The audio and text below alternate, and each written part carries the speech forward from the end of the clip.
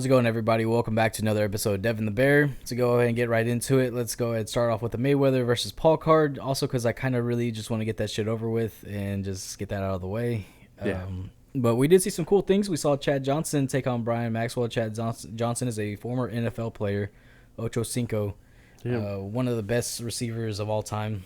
He was fighting Brian Maxwell, a former MMA fighter, former bare knuckle boxer, which at first kind of worried me for Chad Johnson. And then whenever I looked a bit more into Brian Maxwell, because I had not heard of him, No. when I looked more into him, I was like, oh, all right, Yeah. not as worried. At least Ocho Cinco took on a real fighter, you know? Yeah. Like, he took on a guy who has experience, and he also had boxing experience. He had a couple pro boxing fights. And, but coming into it, though, I mean, the only thing we could really find was just, Ocho Cinco's training regimens, and he looked okay. He dropped his hands a lot for somebody, but, I mean, he's new to the sport. I'm sure he's probably trained it before. For it being his first real boxing match, he looked great. Yeah. Really sloppy, but great. Yeah, like you could tell, like, there's just some fundamental things, like his footwork wasn't fully there, and but it was there, but it wasn't as prominent as it should have been, which is surprising considering he was a former NFL player, that he didn't have the best footwork. But completely different types of footwork. Yeah, it's gonna be very different. Plus, he's old now. Yeah. So He's for in an his old man, mid-40s. it's his first combat sports match. Yeah.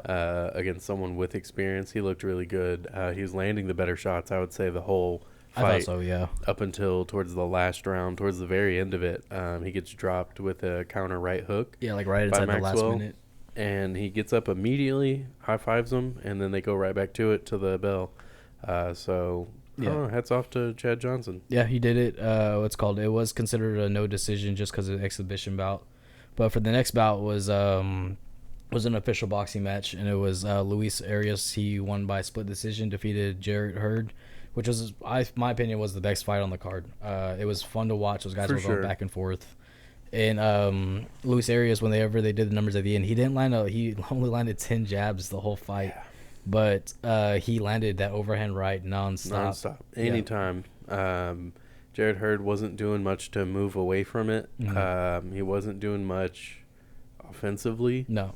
Whenever he would land something, it would look good. Yeah. But he went to the body a good bit. He wasn't doing a whole lot. And they talked about his uppercut, but coming into the fight, they said that he has a really good uppercut. He needs to establish that if he wants to win. And he wasn't throwing it as much as he should have been. He landed like 2. That looked pretty good. He did it, and it was landing, but he never kept going back to it. But there was a couple below the belt shots that happened from Jarrett Hurd. That landed on Luis Arias, and I'm surprised he didn't lose a point from it, because even one of the knockdowns, they counted it as a knockdown. It was a third cup shot, and so they tried to count another knockdown that would happen at the end of the fight, at the end of the 10th. It was like right when the bell ended. He threw another right hand, and it landed right on Arias' chin and knocked him down to his knee, and he was like, they were trying to count it, and after the fight, Luis Arias was like, well, man, like that knockdown they counted was some bullshit, so but they still counted it, so I guess that knockdown in the end that didn't count kind of makes up for it. And so, because I guess that was the only real knockdown in the whole fight. But yeah, it was a good back and forth fight. So we'll definitely be seeing. I'll be keeping up with Luis Arias more, man. He looked good. They were in there really throwing fight. They put on a good show for this fucking circus of a card. So yeah. Then for the next fight, you had Badu Jack. He defeated Dervin Colina by TKO. This whole match was a bit of a joke. Badu Jack looked like a boxer, and Colina looked like a guy who got lucky and won like a drawing where they pulled his name, and he got to go in there and box with Badu Jack. And he realized really quick he didn't want to be in there the entire fight. I think, and it had really weird rules. It wasn't considered an official match until it got past the 4th round. Which it didn't make it past the 4th round. No, it ended in the 4th round with a body shot, because Badu Jack is known for working the body. Yeah. And their corners were getting onto them as well. I don't know who he was training with, who Badu Jack was training with, but they're saying it's Klitschko's old boxing trainer. Vladimir Klitschko is a former heavyweight champion, and I know that Colina's corner, they were getting onto him. They were telling him, stop fucking hugging him. You know, they were like yelling at him, stop hugging him. Like, you start boxing him. Like, what are you doing? I was about to say, the only other option, though, is to go out there and fight the guy who was beating you in the fight. It was like you could kind of see it on his face in the third round. He didn't want to be in there anymore. He was taking anything he could, and it got to the point to where the ref even said, "You hug him one more time, I'm gonna call you for disqualification." Which is wild, but I guess in a card like this, that's kind of something you do. Yeah, I mean, You it's get just away like, with it as a ref. yeah, he just said fuck it. And so, oh yeah, I forgot to mention that when we talked about the Chad Johnson fight, Jorge Masvidal was in Chad Johnson's corner. Yeah. So I thought that was actually pretty cool. But they're both being Miami natives, fighting in Miami. So, but besides that, I mean, it was just a cool coincidence. Well, not really coincidence, but some shit. But it was fucking cool, man. And yeah, Badu Jack just landed a good body shot, and that was really it. Colina went straight to the ground. Yeah. You could tell it was not so much that the body shot really hurt him and put him on the ground, and more of he got hit clean to the body and didn't want any more, so he laid down. Yeah, and it was just all around pretty decent. It was a good fight by Badu Jack. He said he was kind of sloppy. I know Colina took the fight. He's supposed to be fighting somebody else next week. He took this fight on a week's notice. But because his opponent that was supposed to be for next week popped for steroids. Oh shit! Yeah. Maybe it's a good thing he didn't fight him. Then. Yeah, because this is what he does to Badu Jack, Yeah, exactly. Imagine Imagine you got Ivan maybe Drago don't in fight front someone. of you, man. we know Drago was on the juice. Yeah, we saw it. Yeah, We saw it. They pumped him full of them. yeah. Or like Rocky wasn't. Come on, man. Hey, Well, he was training all natural in the snow in Russia. he had to be taking something, dude. Nah. I mean, they kind of set it up. They were Taking like, 80s montage power up. yeah. Do you ever watch that montage Lifting though? trees? It will Yeah. pump you up. I watch it sometimes for fun. No, it never No, pumped me it doesn't up. pump you up. Kind of makes me laugh. It's pretty fucking goofy when he Yeah, yells it's- Drago at the top of the mountain and shit. I'm like, fuck, dude. But I don't know. Like they kind of. Anyway. Oh, yeah, I'm gonna keep going on a tangent about that. Okay, so for the last fight, the main event. The 0-1 Logan Paul against the 50-0 Floyd Mayweather. Yeah. And wouldn't you guess it, Logan Paul did next to nothing. He just hugged him. He hugged Mayweather the whole time and was exhausted by the third round. And it was an 8-round match. And we called it once we noticed Logan Paul was a little tired by the second round. We went in the third round. We were like, yeah, come the fourth round, he's going to be exhausted and Floyd's going to turn it on. And in the fourth round to open up, Floyd goes in there and starts throwing a flurry of punches. Other than that, though, Mayweather landed a lot of good shots. It's another exhibition match, so there was no real decision. But, I mean, anyone with a brain will tell you Mayweather won that fight. He's just toying with him most of the fight. Yeah, just using his head movement, trying to bait him into throwing punches, and Logan was really just too tired to throw those punches. Yeah. The size difference was pretty massive. There's just not much you want to say about this fight. Yeah. I really think Logan Paul was excited that he got to go against Floyd Mayweather. Yeah. Which, you should be. But his takeaway from it was, if anyone, and I'm quoting him, maybe paraphrasing, but he said, if anyone, all the people out there who said I couldn't do it, I just proved that I could. I'm still here. I survived. It's like that. Like, no one was questioning whether or not you were gonna stand in the ring with Floyd Mayweather. We all knew that was gonna happen. Just you said you were gonna win. Yeah. And you didn't even touch him. Mm-mm. Just like everybody else Mayweather's ever boxed. Yeah. Floyd Mayweather was honest though. He even said, I'm 44 years old, man. I'm not 22 anymore. I'm not 21 anymore. I can't do what I used to do, but I can still come in here and fight. And he's like, this is all fun to me. Just like when I fought Conor McGregor, it's all fun to me. Like, I know I'm better than these guys, but I'm here to have a good time and just make money doing it. And he even called it bank robbery for going into it. But I wish he would go out there and put an end to it, though. Yeah. I guess our only hope now is Tyron Woodley. It's a lot of hope. I don't know, man. Oh, man. Tyron Woodley, you mean the most versatile man in the world? The actor, the rapper, the fighter, the boxer, 2 times platinum, freaking falling in and out of love. I'll beat your ass. Sultan. He's not a one-hit wonder anymore. When was he ever? He released one song. I'm saying all of his songs were hits. Yeah, I'm agreeing with you. But yeah, man, I don't know. I mean, it's like whenever when we're talking about like having hope in somebody, it just reminded me of. Have you ever seen that fucking video of the lady who has a toast that's possessed by the devil? Yeah. Yeah. And she's like, they're like, why haven't you thrown it out yet? And she's like, it makes really good toast. But okay, so on to some actually great fights that happened, and if, what's it called? You can actually go back and watch these fights. So that's why I fuck with UFC more than this boxing shit. Hold on, I do want to say something What's up? else about the Logan Get it Paul off your and chest. Floyd Mayweather fight. For anyone who feels like, oh, well, Logan Paul was able to stay in there with Mayweather, you didn't watch it. Yeah. And if you did watch it and you still think that, look at the facts. Mayweather's a 50-year-old man, almost 50-year-old man, who went in there and toyed with this food and made it look easy. Logan Paul is 24 years old. Or was he 20? He's 27, 28. I don't fucking know. He's in his 20s. Yeah. He's athletic. He trains boxing. He has no reason to go in there and look that terrible. And if you didn't think he looked terrible, I don't know what to tell you. Yeah, I felt like his right hand wasn't very active at all. He didn't. He popped his jab out about 100 times in that fight and landed like 10 what, of 'em. 17 of them, Oh. something like that. He didn't land very many of them, and he No. literally threw out like 100 jabs. Yeah. I think it was 10% of his jabs he landed. 10 out of 10. That's or 10 out of 100. That's Makes 10%. That's 1%. Yep. 10%. You know. I just if you want to give him props for standing in there with Floyd, you know, if Floyd didn't want to knock me out, I could do that too. It just doesn't make sense to give any kind of respect to Logan Paul, in my opinion. It was one of those things where it's like I respected what he was doing before because at least he's taken on a real boxer before, but it's just like, okay, but it was already, the precedent's already set. You're going to be fighting him. It's like you're going to go in there and you're going to fight him. Yeah, Okay, I respect like what I you're said, doing. That's cool. No one questioned that you were going to go in there and do Yeah. that. It was about how the fight was going to go down, and you laid on him as much as you could. To the point where Floyd Mayweather's getting mad. He starts pushing him over the edge of the ropes. Yeah. He like puts his forearm into Logan's chin and was trying to push him over the ropes. Like, Yeah.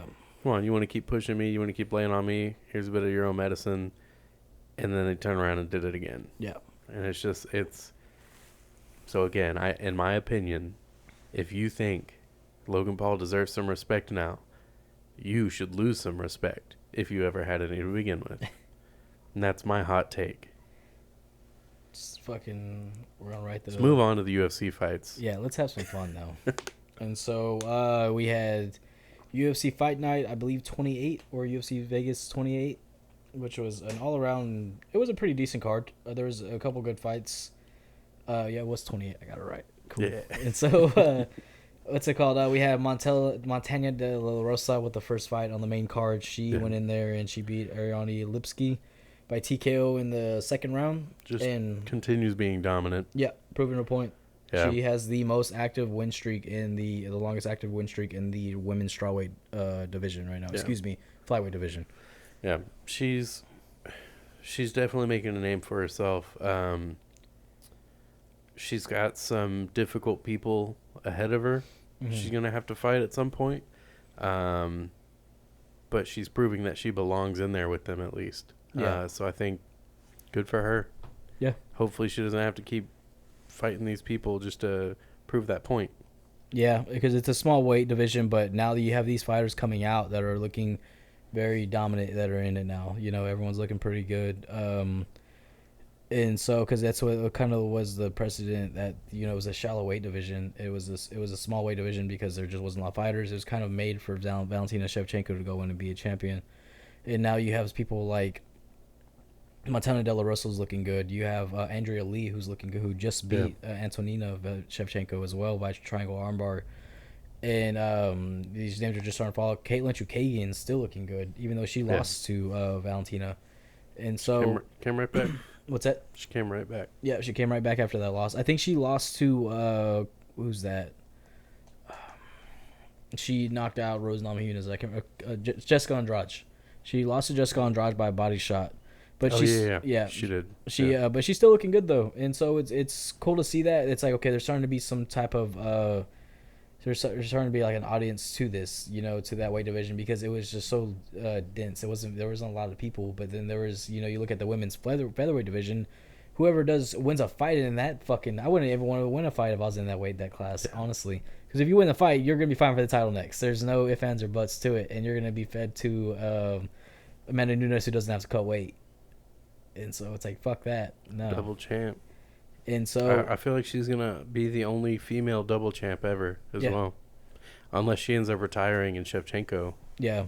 takes it. But Besides, I mean, when you look at those the weight divisions above, not from not strawweight or flyweight, but if you look at all these other women's weight bantamweight, divisions, all bantamweight and featherweight, everybody else who's there in those divisions, if whenever Nunes walks away from the sport, they're all beatable people. Mhm. I mean, Shevchenko beats all of them, I think. yeah, and it's just kind of like whenever that was a turn of the tides. Whenever Anderson lost the title to Chris Weidman, and it was kind of like you were seeing people, all these champions that were really good. There was that era of like unbeatable champs. Now you're seeing and it was kind of like that whole turn that okay, all these people who are champion right now are beatable. Yeah. And so and I think with that, it's just I don't see anybody in those two weight divisions that can be as prominent as Amanda Nunes has been. Definitely not. Unless I don't see any of them beating her. She's gonna walk away from the sport either without a loss or with a loss that she avenged. yeah. I mean, it's gotten to the point to where you're probably going to see Valentina versus Amanda 3. Yeah, which I don't want to see it. Yeah. I don't see a point to it. It's hard to fight for it whenever, Amanda's up 2-0. But in the first fight, I think Amanda won. But the second fight, I personally thought Valentina won. But whenever you look at the professional record, what does that matter? What does opinions matter whenever you can look up facts? So, I mean, it's just... it is what it is, yeah. you know? What can you do? So we also saw... the upset of the night, Gregory Rodriguez decision, Todorovic. Yeah, it was about what he was not the favorite. Actually, on the verdict app, I went all in on Rodriguez. Yeah. And I placed 22nd in the world because of him. So I'm pretty happy with that, but it's about what I figured. He was going to go in there and stop himself from losing that fight. Yeah. And that's basically his game plan, was go in there and control Todorovic, and that's exactly what he did. That's the story of the fight. And I think a lot of people were expecting Todorovic to go in there and knock him out. Yeah. And I think Gregory Rodriguez, or Rodriguez, since he's Brazilian. He's Brazilian, yeah. I think a lot of people expected that to happen. I mean, because you have a guy who's 10-1 beforehand with Todorovic versus the guy who's 9-3, like Rodriguez, but he just went in there and just really just grinded out a fighter who's known for having quick fights, and he's able to take him decision. And that's just kind of what happens whenever you have those fighters that do that, just go in there and fight everybody. It's just the question always rings is, how would he do all 3 rounds though? Yeah. And I think Rodriguez proved that. Okay, well, I'll be all right. Yeah, I can go all 3 rounds with this as long guy. as he can implement his game plan, because I think put him in all 3 rounds at the top level with some adversity. Yeah, I don't know. Yeah. That'd be interesting. And so, yeah, it was all around good fight for him. But Well, I'll bring him up again. That's why I like Jacob Silva, yeah, because he's shown that he can go the distance while dealing with adversity and still get the win. yeah, And I think it's stuff like that. Like, look at GSP when he fought Condit. yeah, He was winning the fight, got dropped by a head kick, and then all of a sudden everything changed and he was losing that fight. yeah, But he learned from the Matt Serra fight, not try to rush in. Know when you got rocked. respect it. Retake control of the fight and Yeah. then win the rest of the fight, and that's exactly what he did. So I think Rodriguez is coming in with a good mindset. So I hope he keeps moving forward with that mindset, and I do hope he gets a little better. Yeah. Because once you start moving up in rankings, you're going to be fighting harder to control people. You're going to be fighting people who you can't keep your distance with. You can't take down or have them up against the cage. So we'll see what happens. Yeah. And so I thought Rodriguez was a lot older than what he really is. And so I was like looking into his topology and stuff, and he's like only like 29. Yeah. I thought that motherfucker's like 40. And I was like, God damn. He looks it. Yeah, he does. He really does. Well, we're going to kind of step back, though, a little bit onto the some of the earlier fights. We had Tanner Boser and Ilir Latifi fight, which I was pretty excited. I like Ilir Latifi. I like the Swedish fighters. I feel like there's not enough of them. But Tanner Boser, I'm excited about. The one of the few people with a mullet that I'll root for. But he just couldn't do it against Latifi. Latifi was very controlling, very dominant. Any chance he had, he was going to take over and just keep him down. It was a split decision win also. Yeah. So, I mean, that just means that Tanner Boser probably wasn't doing enough to really solidify that win. Not enough to convince one more judge. Yeah. But it went to decision. Wasn't the most exciting. So. But Ilir Latifi gets a heavyweight win. Fun fact about Ilir Latifi. He is that's his second fight at heavyweight, and so he spent a total of 30 minutes. But his last fight went to decision as well. So within those 30 minutes, he's only landed 15 significant strikes. So that means he throws what's that, like one punch every 2 minutes? Half a punch a minute. Half a punch a minute. Punch. I don't know why that fucking it's rolling off. But yeah, that's one punch every 2 minutes. Yeah.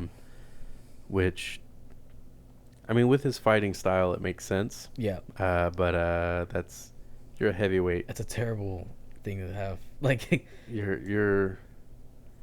he can't expect to win the big name fights. No. With that style, that's not gonna happen. And the thing is, though, is like look at his first fight in the heavyweight was against Derek Lewis. That's never an easy fight for anybody to take for their like first fight or just anything in general. First fight moving up from 205 to heavyweight, and so you're telling me that when you fought Derek Lewis and you tried to take him down and stuff, and you didn't try to punch him, like, and it's like you fought Tanner Boser, you took him down, and you were able to control him, but it's like you're not gonna punch the guy in the face, like. Because when you take someone down and you got to punch him, you're not holding him with that hand anymore. Is fucking Tanner Boser gonna throw up a go-go plaza? Like, no. And I mean, Derek Lewis will just get up. It doesn't fucking matter. But I don't know, man. When I heard that, I was like, you gotta be fucking kidding me. Like, I get it. You gotta play it safe sometimes. You have to be smart. You have to be technical. He wasn't a whole lot different in light heavyweight. No, he did have some great submission wins though. I was about to say at best he had some submission wins. Yeah. Dude's stocky as heck. So when he gets an arm triangle, you're going to feel it real fast. He choked out Ovince St. Preux. Yeah. Cold. And then he fought Thiago Silva. Yeah. I think Thiago Silva beat him. Yeah. But anyway, Ilir Latifi getting a win in heavyweight. Good for him. He's got to, figure out a better game plan to move up, though. Another interesting fight was the Mason Jones and Alan... Patrick, yes. That fight, Alan Patrick's being real wild, throwing all kinds of stuff. But Mason Jones just a more disciplined, all-around better striker. That dude was built like a crackhead from the 80s. Alan Patrick's real lean. Yeah. So Mason Jones pretty much pressing forward the whole time.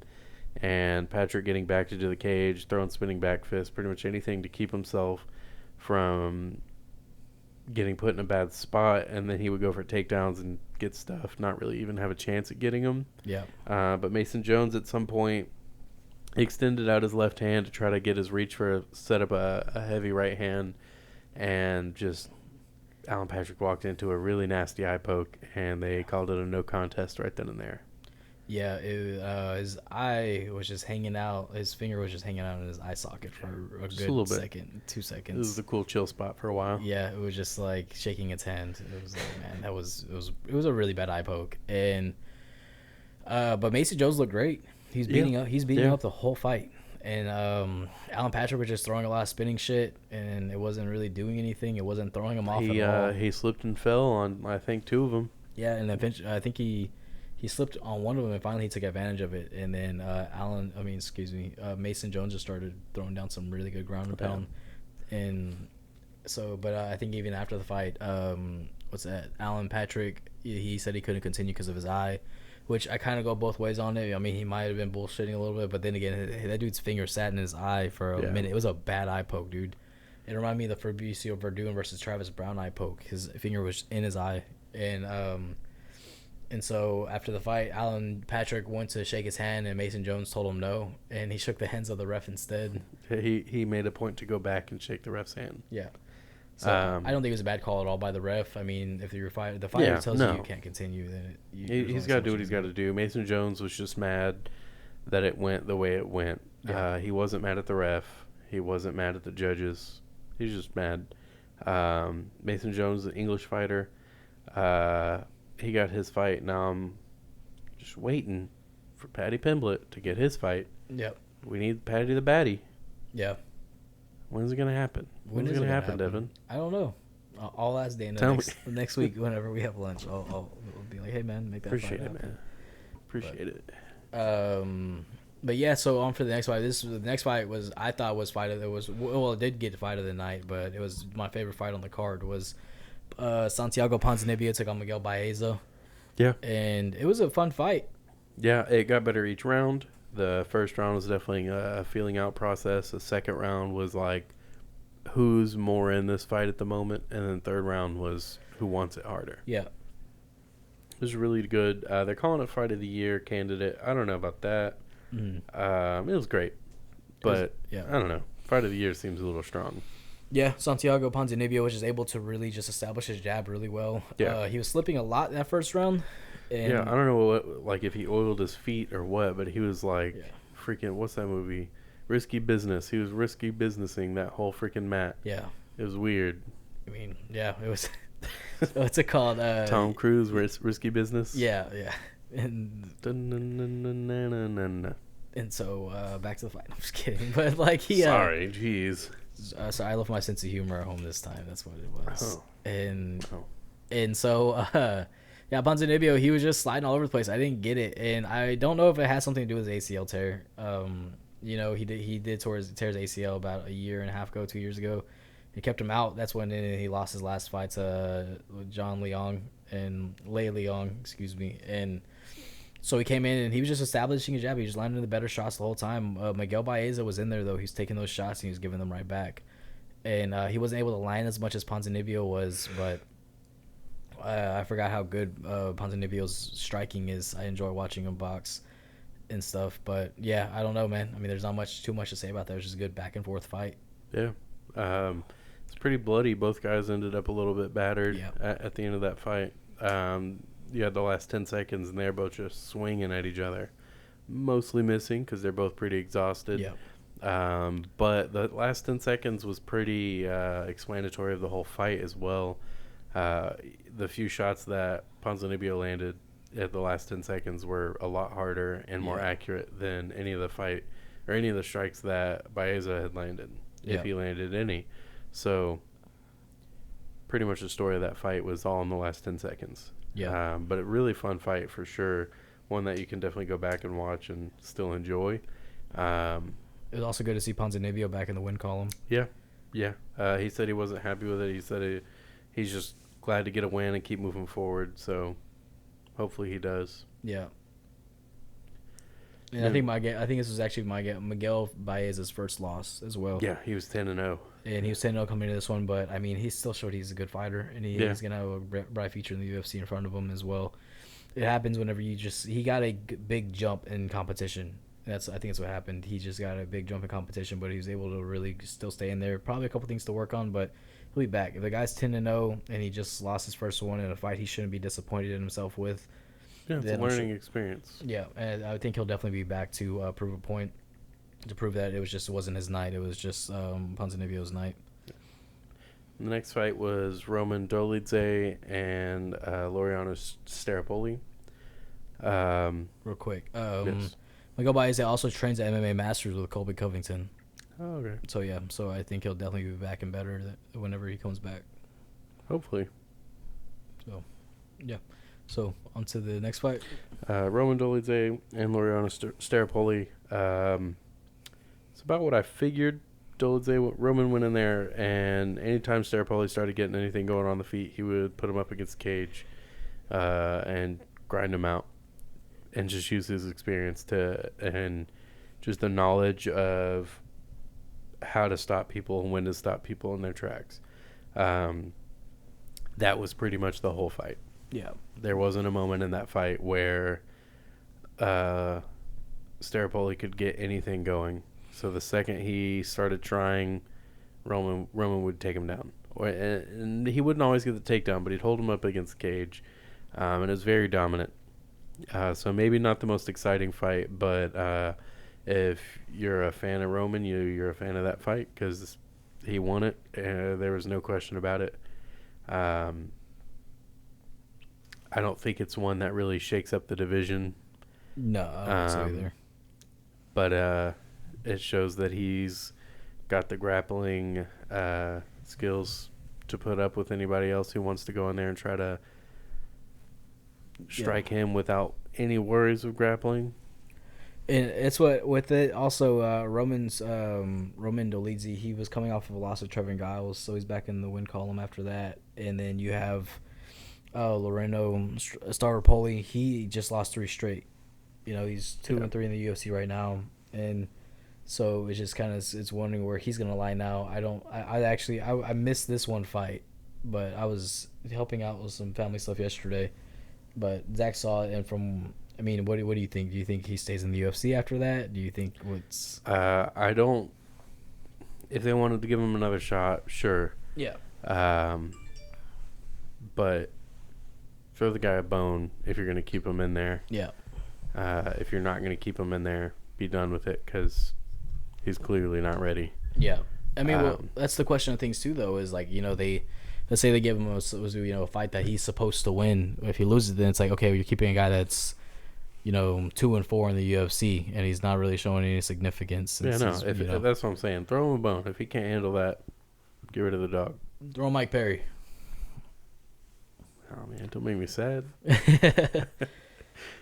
So for the co-main event, we had Marcin Tybura defeat Walt Harris by first round TKO, and we pretty much called this one for the most part. I mean, we kind of figured Walt Harris is going to come out quick. He's going to be looking for that knockout, and Marcin was just able to kind of he got rocked 2 times, and he was rocking Marcin pretty much the first 3 minutes of the first round. Yeah.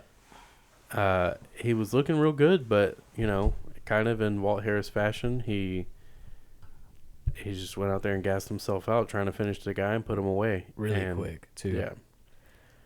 And Marcin just got his back and just started raining down punches. Just started beating him up, and then the ref called it.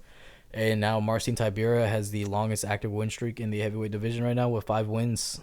And so I think that says something about him, and maybe he's having a bit of a resurgence in his career. Yeah, which I think we were saying this last time as well. You're now in the top 10. Can you handle that? Yeah. I don't think he can. I don't think so either.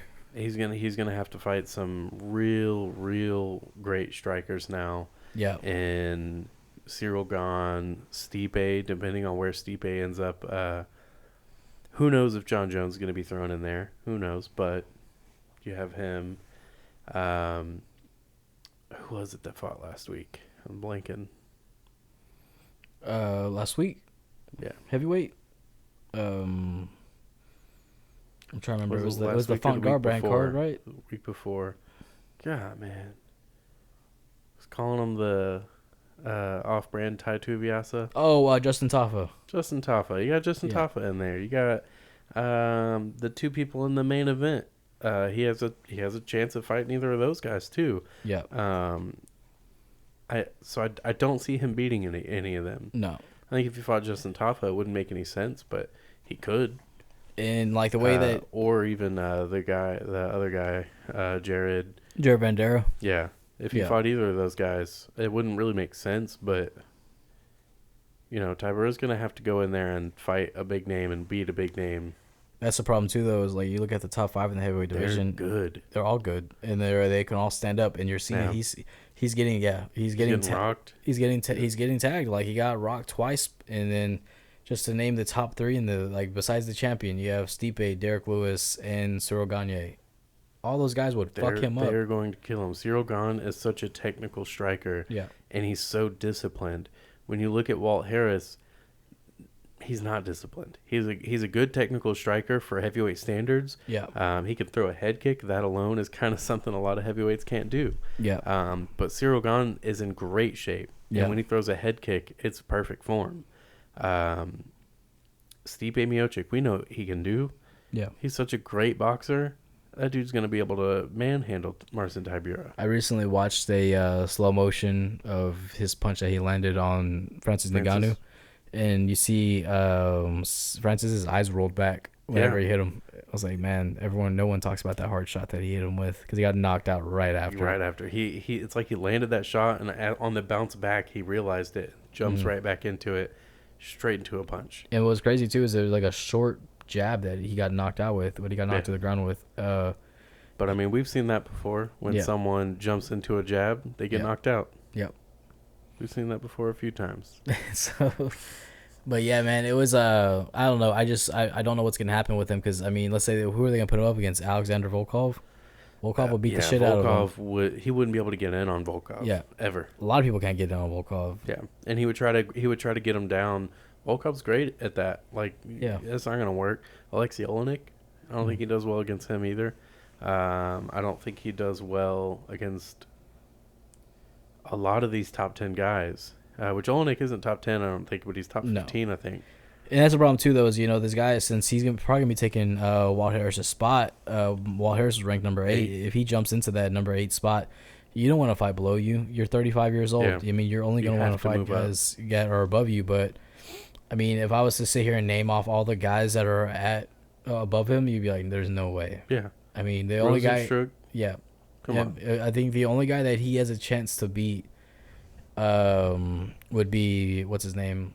Probably Curtis Blades. It'll be Curtis Blades. And yeah, it's just kind of like Curtis Blades takes him down, pummels him. Yeah. I mean, so it's Marcin Tybura is good, but he's a little too sloppy. Right now, I think the heavyweight is just the best it's been in a long time. Yeah. It's very competitive. The top guys are all very disciplined and very, very good at everything that they do. Yeah. They're very good at it. So you have Francis, who's very good at boxing, and now he's very good at stuffing takedowns. Yeah. Scary. Derek Lewis, very good at catching you with those heavy hands. He can go a whole fight getting his face punched in. He'll still catch you. Yeah. Like you brought up Curtis Blades, very good at taking you down. So good at taking you down that he's done it to almost everybody he's fought. The only person he wasn't able to do it to really was Derek Lewis. Yeah. And then Cyril Gahn, very technical striker. No one's really been able to do much to him yet. Rozenstruik is now right back in the win column. We'll get into that in just a minute. Yeah. Stipe, we all know what he can do. He can do just about everything.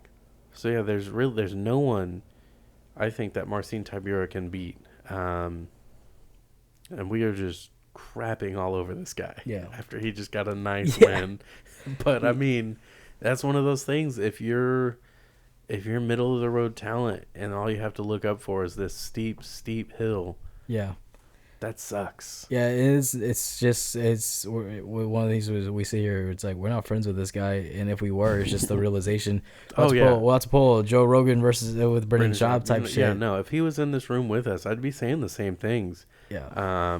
He probably wouldn't understand. I don't want him to. Yeah, he doesn't speak English. Yeah. Yeah, he's Polish. That's. I would say the same things, and I would hope that he would understand. Like, I'm not saying quit or give up. I'm just saying you have to figure something out. Yeah. You're on the wrong side of 30. It's just like what we were saying with Rodriguez. Yeah. You got to do something different if you want to be competitive. Because that's not going to fly division's a against hard other weight people. class Yeah, to be competitive. that's not going to fly with those people. Yeah. So, Marcin Tybura, great win. Didn't look great the whole fight. Yeah. But a great win. Middleweight. Yeah. Middleweight. Yeah, I was kind of thinking those guys were big. Yeah. But we had Tybura. Good win. Didn't look great. But that's the kind of stuff that you do want to see is someone come out of adversity like that. Yeah. So he's shown that he can take big shots and keep moving forward and get the win. Mm-hmm. That's something he's going to need. What do you think's next for Walt Harris now? Retirement. Yeah. Because he's not looking good. I mean, he's hurting these guys. That's what it keeps happening, though. He keeps hurting these guys, but nothing's coming out of it. And it's got to be retirement, too. He keeps gassing himself out before he even gets to do anything. Like, he'll hurt them, he'll rock them a little bit or tag them real good, but he's tired before the end of the first, and it's just one of those things where it's like this is becoming a recurring thing. Like I don't know what's going on to cause you to gas out so much. Maybe because the thing is like, yeah, he's throwing punches and stuff, and he threw a good flurry in there, but he's not throwing a bunch of them. It's not like he's throwing like 100 punches in one round, and he's exhausted. And so I think what it is too, some of it's just maybe his heart's not in it anymore. He just doesn't. I mean, I wouldn't blame the guy if that's the case. Yeah, and so it just happens. He's 37. And I think his best bet would be retirement. There's nothing wrong with it. At the end of the day, you just have to look at the big picture. You're 0-3. I mean, you've been stopped in every single one of these fights. You're just taking so much more damage than what you should be. And if he doesn't retire and he gets cut, he's looking at Bellator. Look at the heavyweights in Bellator right now. Yeah. You think he beats Matt Mitrione? No. I think Matt Mitrione's way too big for him. Yeah. You look at Anthony Johnson. Yeah. Oh, I forgot Anthony. Well, he's fighting at 205, but I don't see Anthony Johnson staying at 205. No. Ryan Bader, he's trying to be double champ at some point. That would be an interesting fight for him, for Walt Harris. Chet Congo. Ryan Bader's too fast, man. Well, he proved that against Matt Mitrione and Fedor. He knocked out Fedor Emelianenko. Yeah. But yeah, Chet Congo. Ugh. That's a hard one to follow. Rampage Jackson. Yeah, Rampage is not Rampage anymore. No, he's not. He's definitely Quentin. Big Q. Yeah. It's different now. Yeah, it is completely changed. But yeah, if not Bellator, you look at like One or Dream. Yeah. Then he's gonna be fighting guys like Alan Ngalani. Which, if you don't know Alan Ngalani, imagine Francis Ngannou. That's about it. Oh. Just maybe not as technical of a boxer. More of a kickboxing brawler. This dude's Muay Thai is insane. He is giant. And I think he would put Walt Harris to sleep. If I was Walt Harris too, I mean, it'd be just best to be like, you know what, man, retire right now while you're in the best organization in the world for MMA. No shame in it. Look at what's going on. You're taking way too much damage. So, on to that, we're moving on to the main event. Rozenstruik defeated Augusto Sakai by TKO in the first round, the last second. Literally 1 second left. Yeah. I mean, very impressive. Yeah. I mean, it sucks to see Augusto take a loss, but then again, I mean, I like Rozenstruik. He's just an all-around fun fighter to watch. I'm a fan of him. He's just a calm, cool, collected guy. I think for a little while, the Francis Ngannou knockout scared the shit out of him. It made him want to go in there. Unfortunate for him to get fed to Francis like that. Yeah.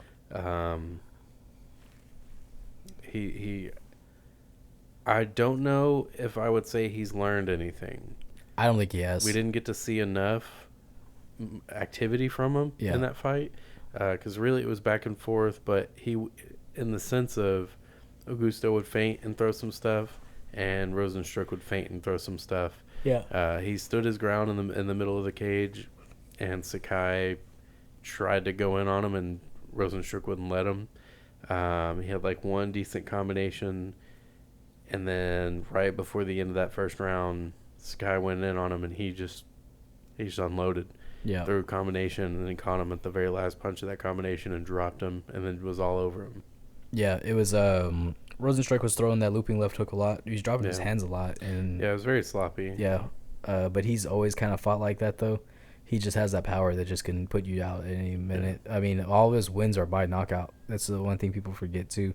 He's 13-2 now, I want to say, or he might be 11-2, but all his wins are by knockout. And very few people make it out of the first round with that guy. A couple of them are him moving backwards. Yeah, he just has that type of power. And so, I don't know, it was just kind of expected for me. I thought he was going to knock him out. I was hoping Augusto Sakai would try to go in there and do something. But, I mean, same thing, maybe he's just not ready for those top 10 guys yet. He's coming in. I mean, he was ranked number 9 coming into this fight. And he has a win over Marcin Tybura. So, yeah, I was about to say, I think that would be a good one to run back. Yeah. But it doesn't do a lot for Tybura, even if he wins. Because you have Sakai on his way out of the top 10. Yeah. And you just made your way in. So you fight a guy who's on his way out. It just doesn't help you a lot with your stock. So, You want to fight a guy like you said. You want to fight a guy who's ranked higher than you. yeah. Now Sakai is he's 0-2. His last 2 losses are by knockout. One was to Overeem, and this one is to Rosenstruik. So I don't know. I think that kind of puts him in limbo with the what's next. Because I mean, it's kind of weird nowadays. Because I mean, I remember back then, like even 0-2 in his last 2, or 0-2 in the UFC. 0-2 in his last 2. Okay. Before that, he was undefeated overall, but Yeah. he's also undefeated in the UFC. But I remember when guys would fight in the UFC, like probably like 10 years ago, They wouldn't count. Or if like you would lose 2, you were cut immediately. Oh yeah. Yeah. Now it's different. You're seeing guys that will lose. Like who was that? Cowboy. Yeah, Cowboy. I mean, it's Cowboy, but I'm trying to think about that one fighter. He just fought Mike Grundy. Vando Lanata. Yeah, Lando Venata. Vando Yeah. Venata. And so, like he tired. hadn't had a win in a long time when he got in the UFC when he's undefeated, and I don't think he won one fight. Everything was either a draw or a loss. They kept around him. He was an exciting fighter though, but he was fun to watch. Clay Guida.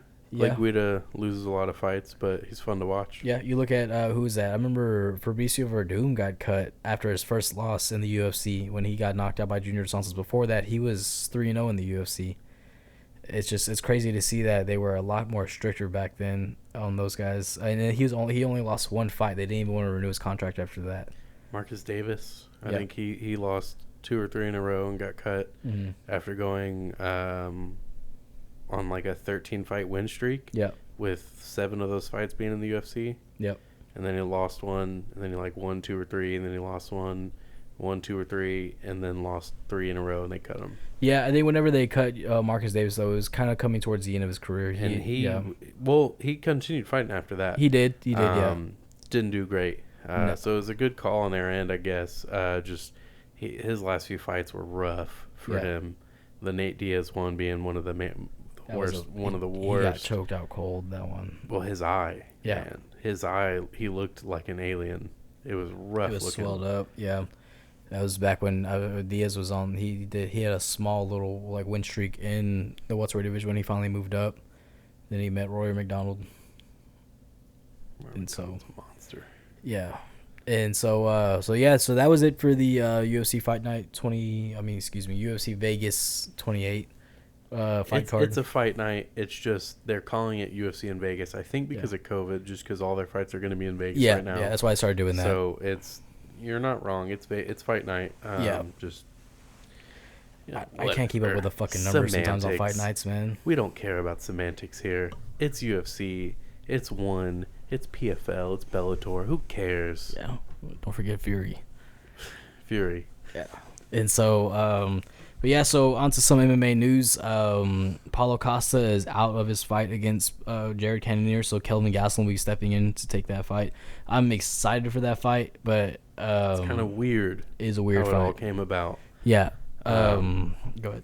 Paulo Costa said that he never actually signed any kind of agreement or contract for that fight to even exist. Yeah. And is complaining about the pay. He said that was it Jake Paul or Logan Paul who said it about the UFC fighters not getting paid enough. I think it was Jake Paul. Funny enough, he trains with Jake Paul. Yeah. Yeah. Well, he trains with I don't know. He trains with one of them. They both train. I can't remember. I don't know how to pronounce his last name. Eric. He's the guy that he trained Henry Cejudo, and he trains Paulo Costa. All those guys. He trains the Pitbull brothers. But I looked at something that was like explaining his last few paydays. Yeah. For his fight with Adesanya, he had like 175,000. Mm-hmm. He gets fined a lot, actually. Paulo Costa gets fined a lot. I wonder Usually why. for one was for a drug testing issue. It didn't specify, but it was a drug testing issue. Yeah. Well, it doesn't say he popped for anything. It just says drug testing issue. Maybe he popped so much that's why his purses are so low, because they're just like, hey, dude, you gotta quit this shit because we gotta pay these motherfuckers off somehow. But there's another one. I want to say it was like a missed weight thing. Mm-hmm. But he's wanting money. He's wanting it in the millions, and that's not gonna happen. You just had your first fight. Yeah. Against Adesanya, your first big name fight with your chance to really prove you deserve to be getting paid that much, and you you got dominated. He got the shit beat out of him that Yeah. fight, and he thought he was being funny, like kind of messing with Adesanya in the fight. But it's like you're barely out of the first round. You almost just have one leg in this entire fight. Like you're getting fucked up. And I think Adesanya landed a good punch on him. He tried to say something to him, like kind of give him shit, like, "Oh, that's all you got." And then after that, Adesanya head kicked the shit out of him. Okay, his fight against Yoel Romero, he won 174,000. His fight against Adesanya, he won 380,000. So just to show and fight, he was closer to $500,000. Yeah, to show it was 350,000, and he got paid 30,000 in fight week incentive pay, which is showing up to all the things and That's doing all the people's talking. yearly salaries. Yeah, Yeah. That's not bad money at all. and you're doing this to fight maybe once a year. Mm-hmm. Come on, man. Like, look at the people who earned the amount of money they get paid. Conor McGregor went undefeated for how long? Yeah. And he beat champions. But he should. I wish he would have defended those belts, but Yeah. he defeated the champions.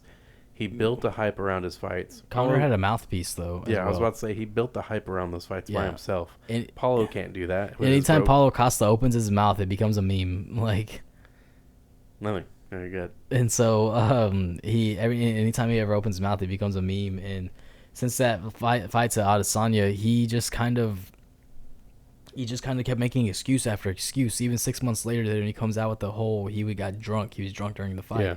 And stuff. But I mean, it kind of buys into the whole thing whenever, like, it reminded me of when Nick Diaz was supposed to be fighting GSP and stuff, and coming to find out that he wasn't really booked to fight GSP, and he's like, they're selling y'all fucking wolf tickets. And that's what that reminded me of is, they said Costa versus Cannonier is gonna be a great fight, and Costa even comes down and says, I never even signed that contract. And it's like, they're selling fucking wolf tickets. They're just trying to rip people off for hyping up this card, and it doesn't even happen. And so, Which it's hard to get hyped for a card when you don't even pay attention to the date. Yeah.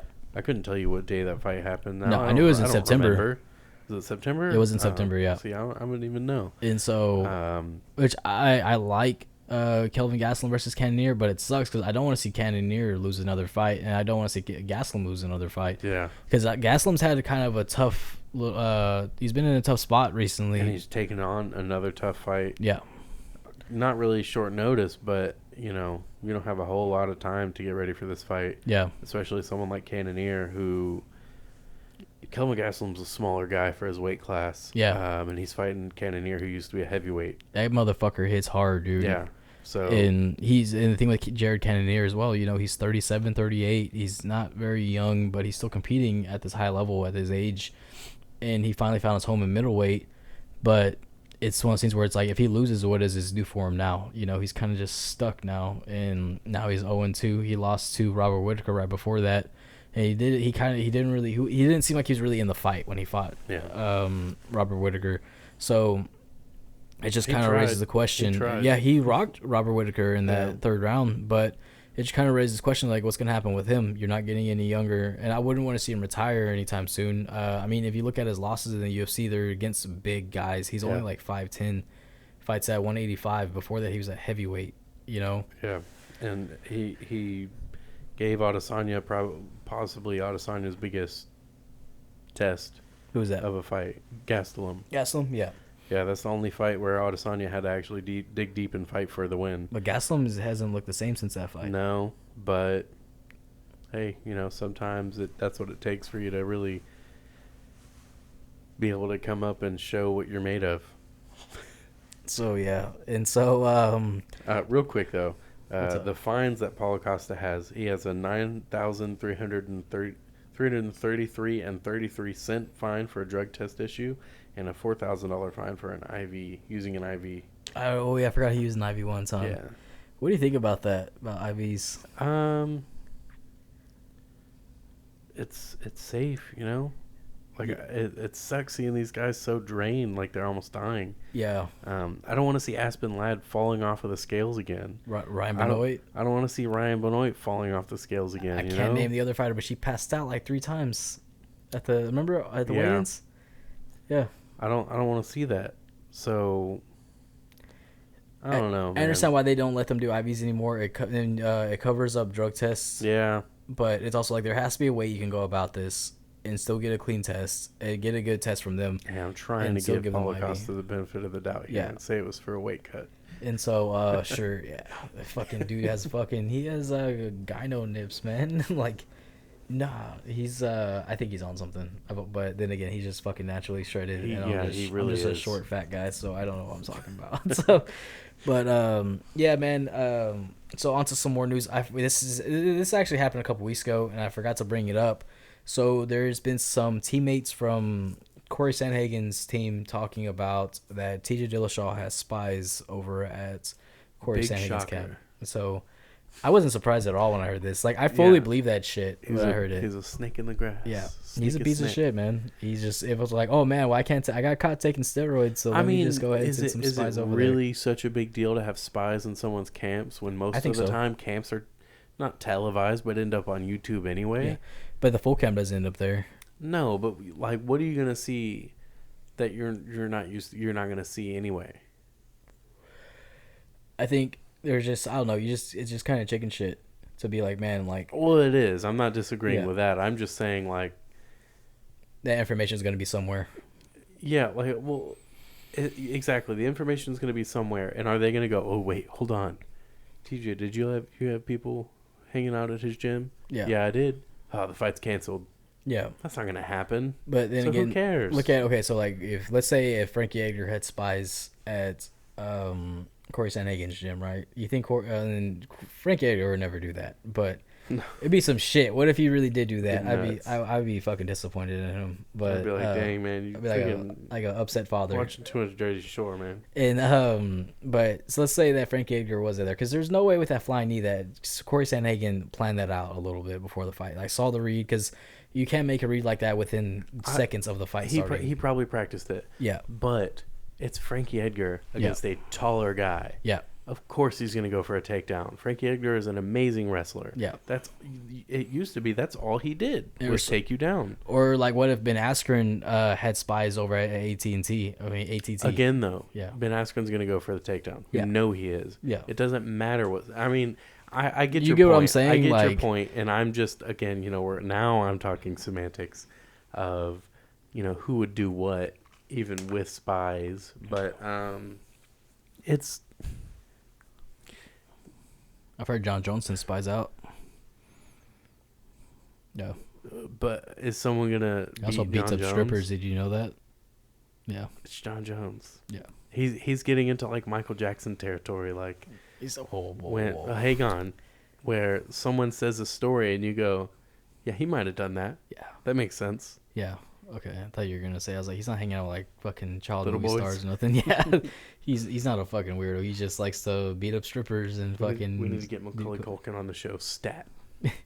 And so, I think he would do it. Seems, I freaking wish. why? I love Macaulay Culkin. Really? Yeah, man. Oh. He's got his podcast right now. The Bunny.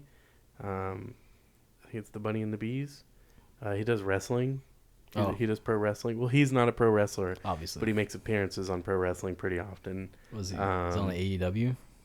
No, I don't know what it is. But it's not very big. Oh, okay. But no, he's super happy. He's chilling. He's who's a little celebrity gossip. Yeah, we're gonna switch gears right now. But yeah, I don't know. When I just heard that, I thought that was kind of chicken shit if that were to be true. Yeah, But- again, I don't see it being a huge deal, but at the same time, It can change a lot, though. I mean, that guy could come in completely ready to the. I mean, Dillashaw could come in and be like, okay, I know he's gonna come for like do this flying shit. Whenever I go in there, he's practicing this spinning stuff. He's gonna throw at me. And Macaulay Culkin's girlfriend is Brenda Song. They're having Oh, a yeah. child together. That's right. It's crazy. um, Anyway, yeah. so on some more MMA news, Kamaru Usman versus Colby Covington 2 has been booked official for the UFC card in September. Assuming they've both signed the contracts. I'm sure they both signed it, but or Yeah, not. They're well- selling wolf tickets. Well, Dana said the only fight to make is Covington. They got Covington sitting on the sidelines waiting for that book, and that's what happened. So, not a huge surprise. I really don't know if this fight's going to be wildly different from their first fight, other than Usman's probably going to be a little better. Yeah, I don't think people want to admit in the first fight that Colby was winning though. He definitely was. Yeah. And that's why I don't think it's going to be a whole lot different. Usman's going to be a little better. Is Covington going to be better? I don't know. Yeah. But it's going to be a good fight. It's going to be a fun back and forth fight. I don't just think like the either first guy. one. Yeah, I don't see it being. I really don't see it being boring because what are they going to do? Because what are they going to do? They're gonna wrestle. I mean, both the guys wrestling cancels each other out. Exactly. They're so good. And so now it's just down to who has the better striking. Which I don't think either of them have very great striking. No. I think technically Covington's a better striker. I think so too. I think he throws better hooks. But Usman hits so much harder. Yeah. So it's a fun matchup. Usman's getting better with his striking. He's getting more comfortable. Yeah, he's a lot more confident with it. He throws his jabs and his straights very well. Yeah, his jabs are very good. His hooks need a lot of work. Right. His hooks do need some work, and I'm positive he's working on those right now. And so I think with Covington has really good hooks. He's all around really well. So we're definitely going to see it. I don't know. We'll definitely talk more about it. We got plenty of time to discuss that. And so it's on the UFC September card, which is rumored to have 3 title fights. It's going to be Jan Blachowicz versus Glover Teixeira. Alexander Volkanovski takes on Brian Ortega, which is it's rumored to be for the tough finale. And then you have Kamaru Usman versus Colby Covington, too. So it's a pretty stacked card. I don't see any of those fights not being exciting. Yeah. I feel like if any of them are going to be boring, or at least not as expected, it'd be the Ortega and Volkanovski fight. Mm-hmm. But I really don't see that fight not being fun to watch either. Mm-mm. So that, along with like there's a ton of matchups being made right now. Yeah. The Uriah Hall and Sean Strickland one. Who was it? It's the Max Holloway, Yair Rodriguez. Yeah. There's a ton of fights between now and September. I know there's a lot of really good fights booked in July. But I think there's just a lot of stuff to look forward to. With the Kelvin Gastelum fight and Jared Cannonier, I'm looking forward to it, but I'm worried about it because I know one of those guys is probably going to get cut afterwards. Yeah. Whoever loses. There's the Carlos Condit Max Griffin fight. Oh yeah, that's right. I kind of don't like that fight for Carlos Condit. I don't either. Max Griffin just unexpectedly knocks some dude the fuck out recently. He's freaking good, man. He's another guy that trains with MMA Gold with Jim West and Aspen Ladd and them. Yeah. They're good, man. Carlos Condit, he still looks good, but he's not the same. I think he's expressed that he's really thinking about retiring soon, though. Yeah.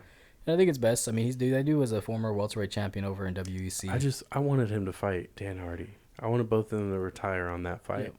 Hey, if he retires, though, he might say fuck it and do that somewhere else. But you know how the UFC is about that shit. That's why GSP versus De La Hoya is not happening. Yeah. Because even if you retire from the UFC, they'll still say, oh, well, you're under contract. So he needs to finish out his contract. Yeah. The matches that could have been. Yep. If you haven't seen the fight with Carlos Condit and Dan Hardy, that was 2010. Yeah. That was a good fight, man.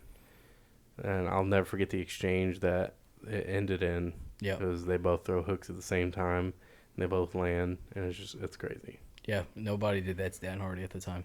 Yeah, I wasn't gonna say who won, but hey, man, you never know. Spoiler alert. Well, yeah, that'll be this episode. Again, if you have any respect for Logan Paul, I don't have any respect for you. You have to be like, if you have respect for Logan Paul, fuck you. More or less. Yeah, with what's next for, and that fight was on Showtime, so whatever. But what's next for that circus of boxing? We like to use in that circus metaphor here. Yeah. The analogy of it being a circus. I have no idea what Logan Paul's going to do now. He's still 0-1 because that one doesn't count. I would say he's 0-2. You're trying to be a legitimate boxer, but you're not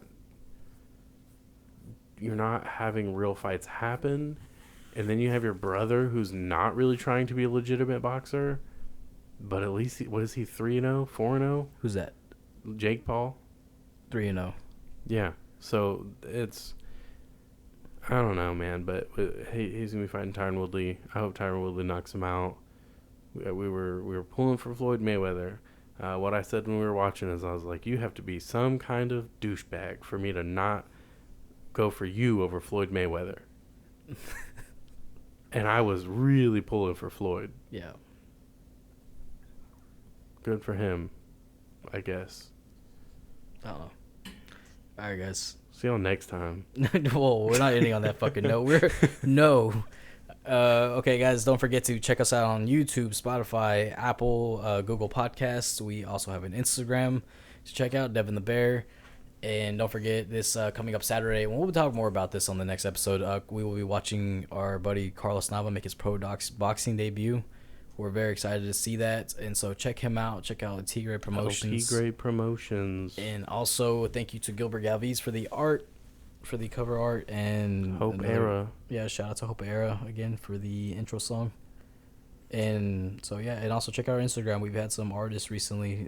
We posted it. Finally, is their create your own style or do it your style. Draw this in your style. Yeah, never mind. Challenge on Instagram.